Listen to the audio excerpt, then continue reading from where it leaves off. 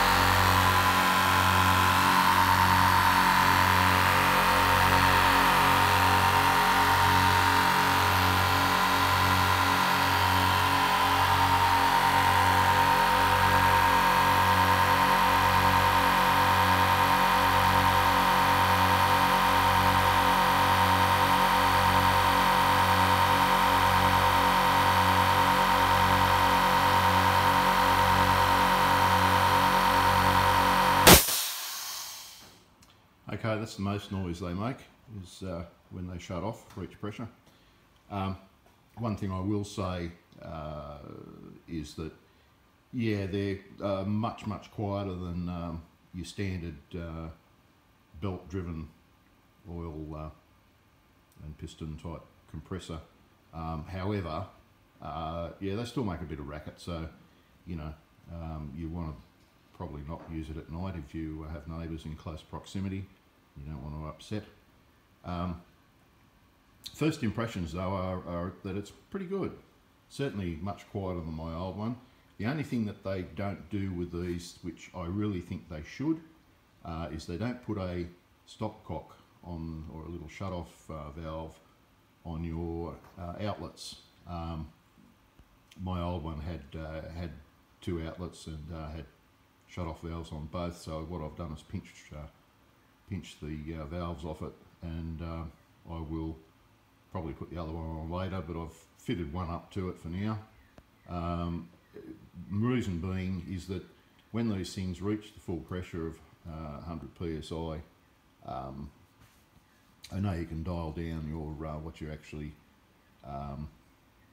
what you're delivering to your tools, but you know, if you're running most air tools will operate around the 100 psi anyway, so 90 thereabouts. You cannot get the tool off the end of the hose. Well, I can't, off the end of the hose, the end of your air hose. So that means you've got to drain the whole tank, which is rather annoying. So you shut it off, open the drain cock in the bottom, and drain all the air out before I can get my tools off the end of the hose. So what I did, as I said, is pinched the little shut-off valve, which you can see there, and just put that in the line instead of straight air. Made life, or will make life, much easier. Time will tell as to how good these things are. I've done a few tests, and duty cycle seems to be pretty reasonable. It's not cutting in and out like my old one used to, even though it was a fairly large unit. Yeah, this thing seems to run a lot longer before it comes back on again, so which is a good thing. But anyway, hope you know, if you're tossing up whether or not to buy one of these. Super Cheap had this particular one. They have been on special for $4.99 from $6.79. So that's a pretty good good reduction. So I was prepared to pay $6.89 or $6.79, whatever it was, when I went in there this morning and found the ticketed price on it was $4.99. So not a bad buy from my standpoint. So I do quite a bit of work around the place, bit of a home handyman, and do all my own mechanical work. You can probably see I've got a hoist and all. So you know, having a decent compressor is a must for me, and you know, doing tyres and just blowing things out and whatever else. Hopefully this will do the job nicely. Anyway, hope I've helped someone. Give it a thumbs up if you like, and catch you later.